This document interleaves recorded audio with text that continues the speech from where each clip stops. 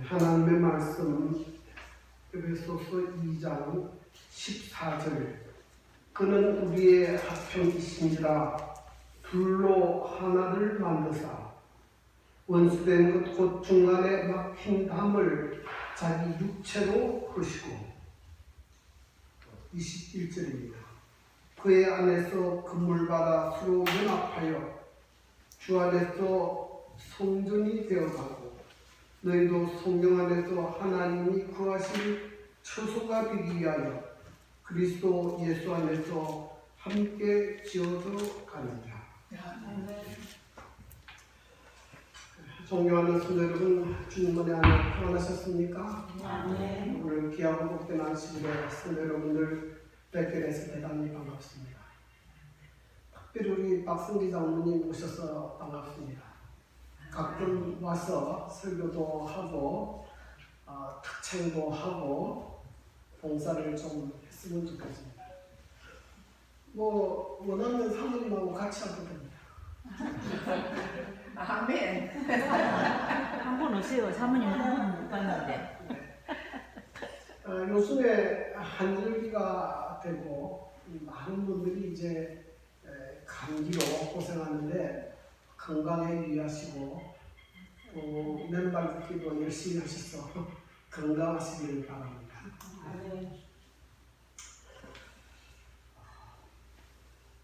에베소 2장 11절부터 22절까지는 사도 바울은 예수 그리스도 안에서 거듭난 사람들이 잊지 말아야 될 네 가지를 교육합니다. 그 첫째는 하나님의 은혜를 잊지 말라 하는 것입니다. 우리가 하나님의 은혜를 잊으면요, 우리가 율법주의로 흘러가게 되고, 그러면 하나님께서 우리에게 주신 자유를 잊어버리게 돼요. 그래서 모든 신앙의 기초는 하나님의 은혜입니다. 은혜를 잊지 말라. 두 번째는 너희의 신분을 기억하라. 너희가 하나님 안에서 누구인지를 기억하라.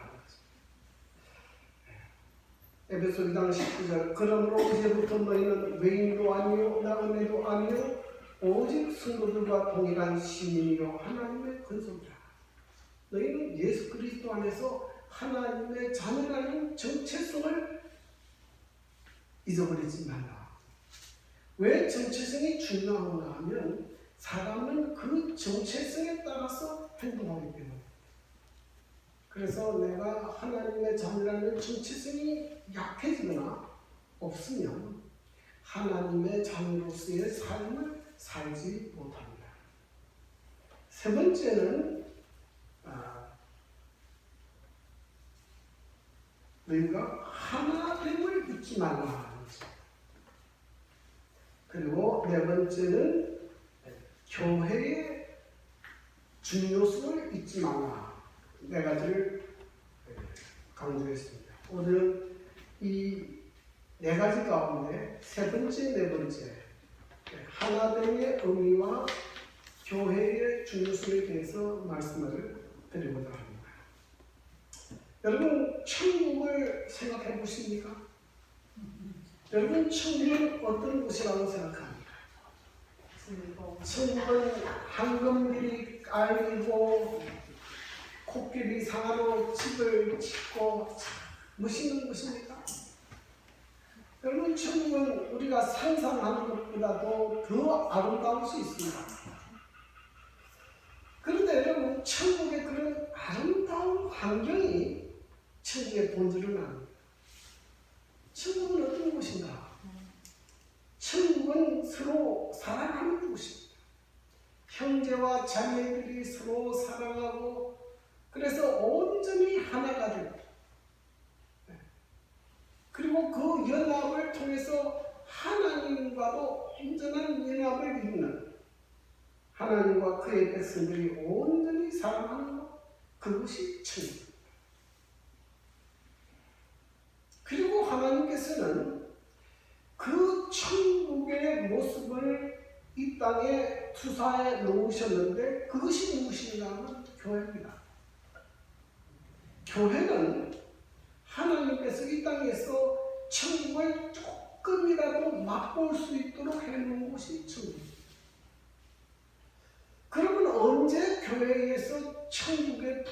맛볼 수 있는가? 언제 그렇게 되겠습니까? 네. 교회에 다니는 성도들이 서로 온전히 사랑할 때, 성도들이 온전히 하나가 될 때, 그곳이 천국의 분위기를 맛볼 수 있습니다.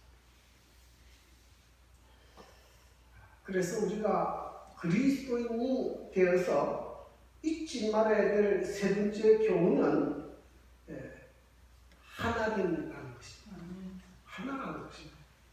그래서 4장 3절을 보면 성령이 하나 되게 하신 것을 힘써 지키라, 그렇게 건면하고 있습니다. 여기 힘써 지키라 하는 말은 하나 되면 저절로 되는 것이 아니라는 것입니다. 여러분, 인간은 죄인이고, 죄인이라는 의미는 상당히 자기중심적입니다. 이기적입니다. 그래서 이런 그 죄의 본성들이 하나됨을 파괴합니다. 여러분, 이 목회를 하다 보면 교인들이 많아서 싸우는 게 아니고요, 교인들이 5명이 있어도 싸우는 걸 봤어요. 제가 목회할 때에 5명이 있는 교회를 가서 목회할 때도 있거든요. 근데 5명이 있는데도 무슨 앞에 싸워. 서로 자기 주장. 네? 그래서 이렇게 자기 주장만 고집하는 사람들은 늘 싸웁니다. 자, 그래서 이 교회가 해야 될 첫 번째 업무는 하나 되는 것을 힘써 지키라, 그렇게 건면합니다. 자, 왜 우리가 하나 되어야 되는가? 그 첫 번째 이유는 예수님께서 십자가로 우리를 하나 되게 하셨기 때문입니다. 이제는 전에 멀리있던 너희가 그리스도 예수 안에서 그리스도의 피로 가까워지느니라. 그는 우리의 화평이시니라. 둘로 하나를 만나사 원수된 것 곧 중간에 막힌 담을 자기 육체로 h으시고. 여기 멀리 있던 너희는 이방인을 표현합니다. 또 뒤에 나와 있지만은 가까이에 있는 자는 유대인들을 의미합니다. 이 이방인과 유대인들은 절대로 하나 되지 않았습니다. 유대인은 오랫동안 자기들은 선민이라고 생각했어요. 수천 년 동안 그렇게 생각했어요. 그 사람들은 이방인들을 사람으로 취급하지 않았습니다. 그 유대인들은 그지라도 이방인들이 주는 동전을 받지 않습니다. 근데 예수님이 십자가에 죽으시고 부활하신 이후 교회가 설립되고 성령이 역사한 다음에 이방인들도 교회 안에 들어오게 됩니다. 자, 이 이방인 그리스도인들은 어떻게 해야 되느냐? 이 유대인 그리스도인과 이방인 그리스도인 사이에 문제가 있었어요. 그래서 유대인 그리스도인 생각에는 이들이 우리와 똑같은 하나님의 자녀일 수는 없다, 이렇게 생각해요. 차이가 있을 것이다. 그러나 이에 대해 사도 바울은 분명히 이야기합니다. 그러므로 이제부터 너희는 외인도 아니요 나그네도 아니요 오직 성도들과 동일한 시민이요 하나님의 거지라. 그렇지 않다. 너희는 똑같이 하나님의 자녀이고 하나님의 가족이다. 이방인과 유대인의 담을 모았었다고요? 허무셨다. 여러분, 이 예수님의 십자가로 인하여 이방인과 유대인 절대로 하나 될 수 없는 이 두 관계를, 이 두 사이에 있는 담을 허무셨다는 것은 이 지구상에 존재하는 인간관계에서 오는 모든 담을 허무셨다는 의미입니다. 그러므로 예수님께서 십자가에서 허무신 것은 유대인과 이방인뿐만 아니라 남자와 여자, 또 흑인, 백인, 황인종, 이런 인종차별, 배운 자와 못 배운 자, 부자와 가난한 자, 이런 어떤 차별도 뭐하는 겁니까? 그 담을 다 무너뜨렸다는 거예요. 다 무너뜨렸어요. 그래서 여러분 기억할 것은 이 교회 안에서는 어떤 경우도 차별을 했으면 안 된다는 거죠. 네? 그 사람이 흑인이든 백인이든 황인이든 남자든 여자든 많이 배운 사람이든 그렇지 않은 사람이든 부자든 가난한 사람이든 어떤 경우에도 차별했으면 안 돼요. 그래서 여러분 이 재림교회는 직분을 줄 때에 차별하지 않습니다. 그 사람이 부자냐 가난한 자냐 공부를 많이 한 무식한 사람이냐 그렇지 못한 사람이냐 따지지 않아요. 그 사람이 믿음이 있고 도덕적으로 정결하고 그 자격을 받을 만한 준비만 되면 언제든지 줍니다. 그리고 장로교수는 장로 한 번 받으려면 좀 큰 교회는 최소 1억은 내놔야 돼요. 그거 안 주고는 절대 못 받습니다. 일반 성도가 장로 못 받습니다. 근데 여러분 우리 교회는 그런 거 없어요. 네? 가난한 사람도 믿으면 너무 얼마나 줍니다. 공부를 똑똑하고 이제 사회적 지위가 있는 사람만 주느냐? 그렇지 않아요. 누구든 줍니다. 여러분이 교회 안에는 차별이 없습니다. 재림교회가 가지고 있는 가장 독특성은 정말 모든 사람들의 다양성을 인정하고 다 참여할 수 있습니다. 여러분 재림교회 기물이 세계 213개국에 퍼져 있는데 대총회 때 참석을 하면 그 213개국의 사람들이 다 모입니다. 어린, 백인, 남, 온갖 사람들이 모여서 다 자기 나라 말로 하나님을 찬양하고 예배합니다. 정말 감동이에요. 감동. 재림교회는 차별하지 않아요. 그러므로 여러분 교회 안에서도 차별이 존재합니다. 부자는 부자끼리, 배운 사람 배운 사람끼리, 네. 이렇게 지역적으로 이런 지역 사람들은 차별이 존재해서는 안 돼요. 모든 사람이 그리스도의 안에서 하나이지 차별해서는 안 됩니다.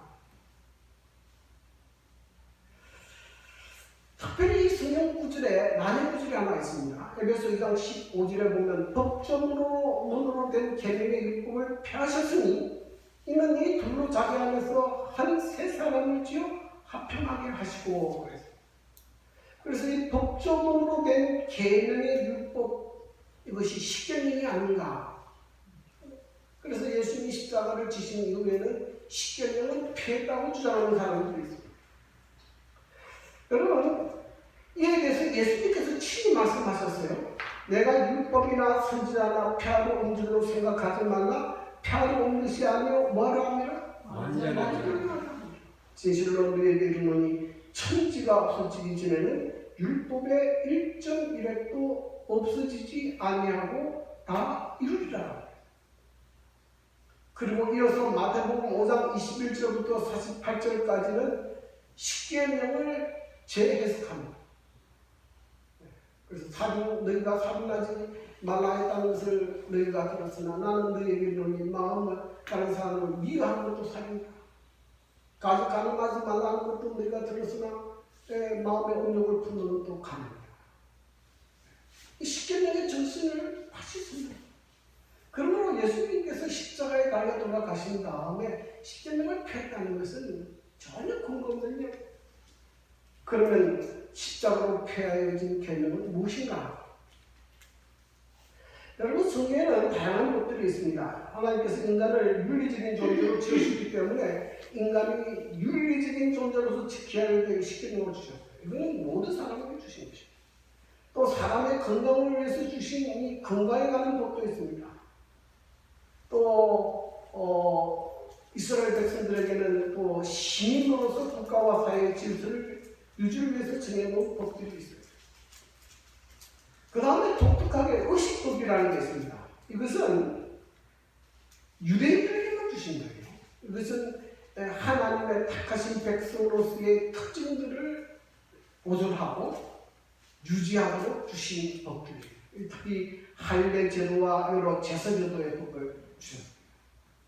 이 것들은 예수님이 십자가에 달려 돌아가신 이후에는 더 이상 필요 없어요. 예수님께서 그림자로 주신 것이 십자가로 성취되었기 때문에 폐해졌습니다. 그래서 골로새서 2장 14절에 보면 이렇게 기록합니다. 우리를 거스르고 불쾌하게 하는 법주몽으로서는 정수를 지우시고 제하여 그리스다 십자가에 못 박으시고 십자가로 폐하여졌습니다. 자, 그래서 예수님은 십자가를 통해서 유대인과 이방인의 막힌 담을 허시고 하나의 새 사람으로 만들었습니다. 그래서 오늘 중에 이렇게 말하죠. 또 십자가로 이 둘을 한 몸으로 하나님과 화목하게 하려 하십니다. 원수된 것을 십자가로 소멸하시고 또 오셔서 먼데 있는 너희에게 평안을 전하시고 가까운 데 있는 자들에게 평안을 전하셨으니 이는 그로 말미암아 우리 둘이 한 성령 안에서 아버지께 나아감을 얻게 하려 하십니다. 참 중요한 말씀인데요. 예수님께서 십자가로 이 두 사람을 하나의 새 사람으로 만드신 이유는 무엇입니까? 뭐 때문에 그렇게 하고 가셨어요? 이 18절에 이는 그로 말미암아 우리 둘이 한 성령 안에서 뭐하도록? 아버지께 나아감을 얻게 하려 하십니다. 이 말씀을 반대로 해석하면 이 둘 사이가 하나 되지 못하면 뭐 할 수 없다는 겁니까? 하나님께 나갈 수 없다는 겁니다. 예수님께서 친히 이렇게 말씀하셨어요. 그러므로 예물을 제단에 드리려다가 거기서 내 형제에게 원망 들을 만한 일이 있는 것이 생각나거든 예물을 제단 앞에 두고 먼저 가서 형제와 화목하고 그 후에 와서 예물을 드리라. 교회 가서 하나님 앞에 예물을 드리고 하나님 앞에 예배 드리러 갔다가 거기서 뭐가 생각나는 것이 있거든. 아직도 형제하고 화해하지 않고 껄끄러운 것이 있거든. 생각나거든. 뭐 하지 말고 예물을 드리지 말고 먼저 그것부터 하라. 참 중요한 말씀이죠. 여러분 아직 해결되지 않은 관계가 있으면 먼저 그 형제에게 가서 얽힌 관계를 풀고 그리고 나서 하나님 앞에 나오는 것이다. 왜냐하면 이것이 풀리지 못하면 한 성령 안에서 아버지께 나아감을 얻지 못하기 때문이다. 참 중요한 일입니다. 그래서 여러분 우리가 한 가정에서 예배를 드리지만은 이 부부관계도요. 남편과 아내가 정말 사랑으로 하나로 온전히 연합하지 못하냐. 밤낮 만나면 싸우기만 하고 다투기만 하면 그런 상태로는 뭐하지 않는다는 거예요. 아버지 앞에 나갈 수 없다는 거예요. 아내께서 그 예배를 받지 않는다는 거예요. 여러분 이 교회도 예수 그리스도 안에서 온전히 하나 되고 그리스도 안에 그리스도의 사랑으로 하나 되지 못하면 하나님께서 그 예배를 받지 않으시는 거예요. 만나기만 하고 다투고 싸워. 누가 그 교회를 나오겠습니까? 다가가 버렸어요. 여러분 이것은 하나님께서 하시는 것이죠. 하나님은 하나 되게 하시는 분이지 다투고 분열시키는 분이 아니에요.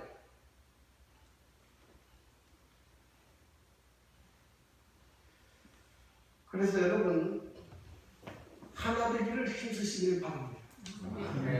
다투고 싸우고 분열하는 것은 하나님의 뜻이 아닙니다.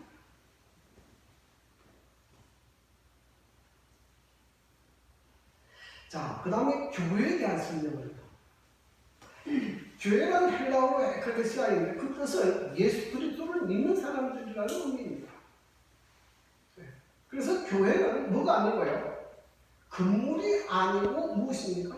사람이에요. 예수를 믿는 사람들의 공동체가 교회입니다.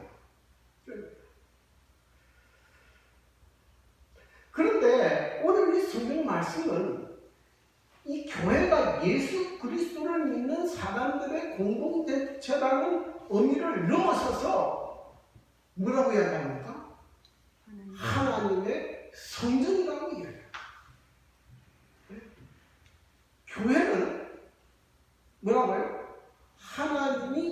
가치는 무엇이다? 성전이다. 그래서 오늘 이 성경 말씀은 우리가 어떻게 성전이 되어갈 수 있는지를 지금 설명하고 있어요. 어떻게 성전이 될까? 그래서 교회는 지금 그러니까 우리가 생각하는 것보다 훨씬 더 깊은 의미가 있어요. 우리는 이 우주적인 거대한 하나님의 거룩한 성전으로 지금 지어져 가고 있는 중이다. 이렇게.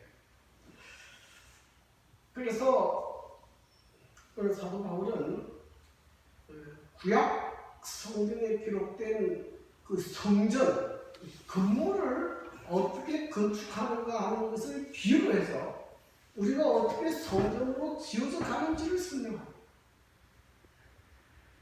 그래서 우리가 간단하게 설명하면 우리가 건물을 건축하려면 제일 먼저 뭘 닦아야 됩니까? 틀을 닦아야 돼요. 그렇지 않습니까? 네.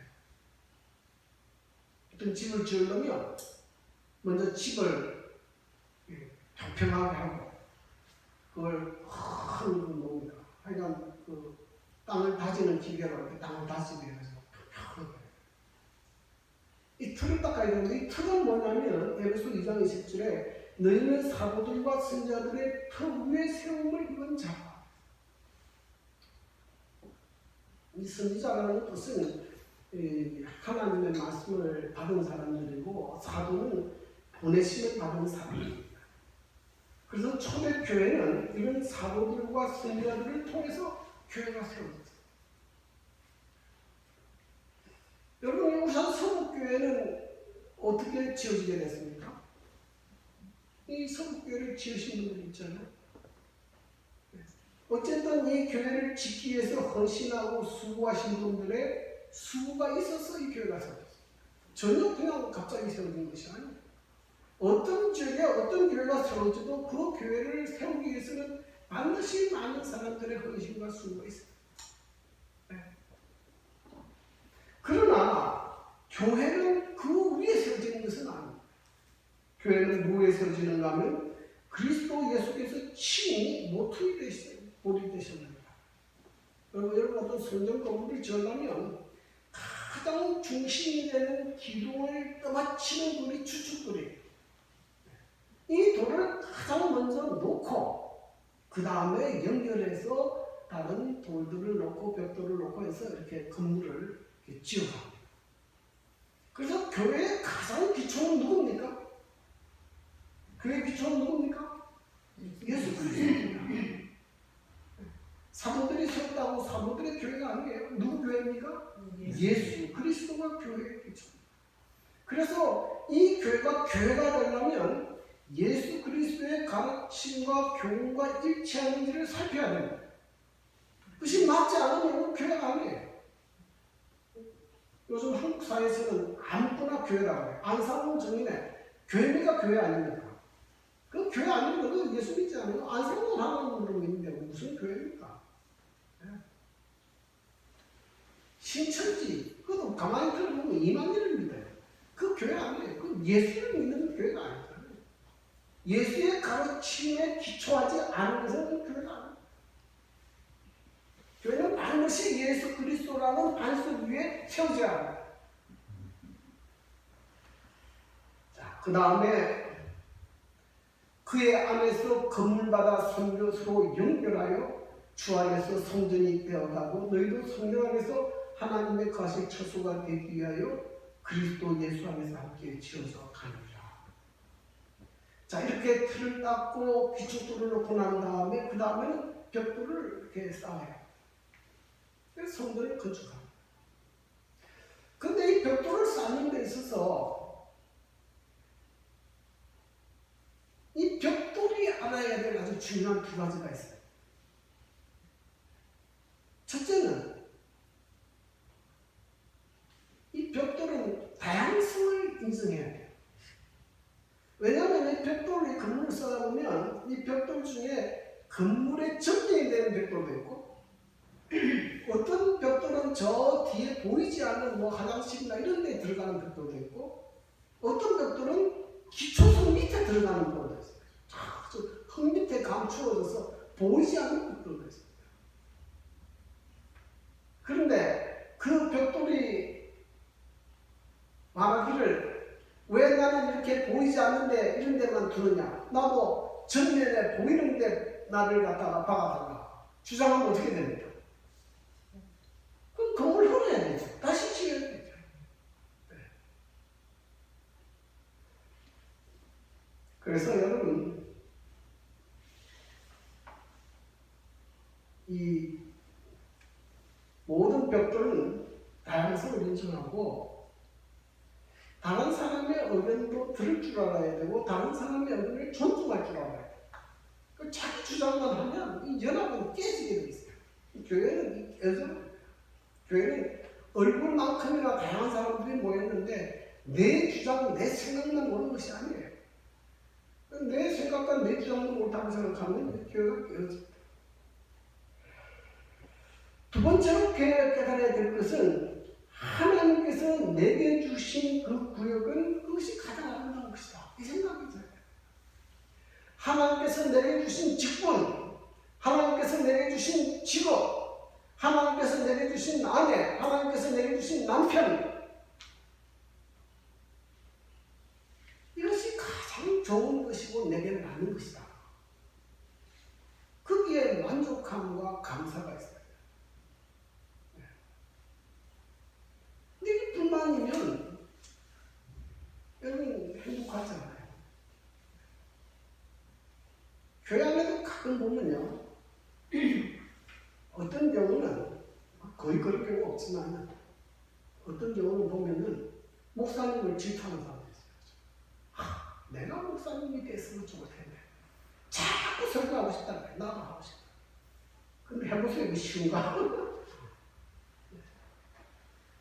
질투할 필요 없어요. 하나님께서 내가 다 맡겨주신 것입니다. 내가 다 맡겨주신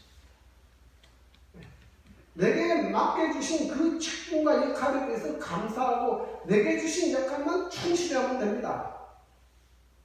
근데 보통 남의 걸 탐내는 사람은 자기 역할은 잘 안 해요. 이거 이런 시장 갈고 내가 말이야.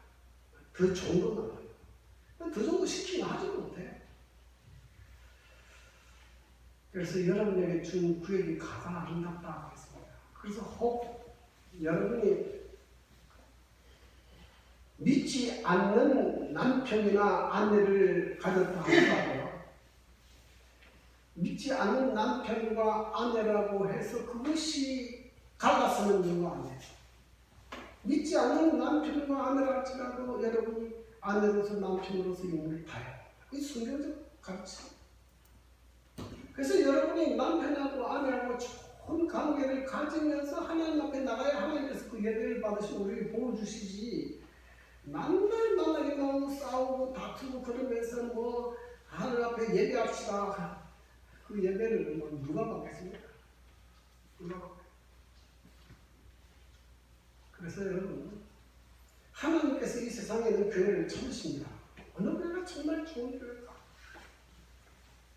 하나님께서 숫자가 많은 사람들이 모이는 교회를 좋아하실까? 우리는 숫자가 많으면 그걸 가지고 참 자랑하고 그걸 가지고 의식하려고 하는데 하나님께서 숫자 보지 않아요. 어느 교회가 참말로 하나 되고 사랑으로 완전히 연합됐는가, 그 교회를 찾으십니다. 그래서 그리스도의 사랑으로 완전히 하나 된 교회, 그곳에 누가 거하시는가 하면 하나님께서 거하십니다. 네. 그래서 이렇게 되어 있지 않습니까? 두세 사람이 내 이름으로 모인 곳에는 나도 그들 중에 있느니라. 요한일서 4장 12절, 어느 때나 하나님을 본 사람이 없으되 만일 우리가 서로 사랑하면 하나님이 우리 안에 거하시고 그의 사랑이 우리 안에 온전히 이루어지느니라. 우리가 사랑하면 하나님이 우리 안에 거하십니다. 그래서 여러분, 이 울산 서북교회가 해야 될 가장 우선적인 문제는 하나 되는 것이고요, 사랑으로 하나로 연합되는 것입니다. 이 교회 한 명이 딱 봐도 기분이 이 교회가 너무 좋고 사랑이 많아서 딴데 가기 싫다 이런 생각이 들어요. 너무 싸우고 내쫓아갖고 나는데 교인이 오는데 뭐 교인이 오고 싶으면 만들어야 교회가 오는 거지.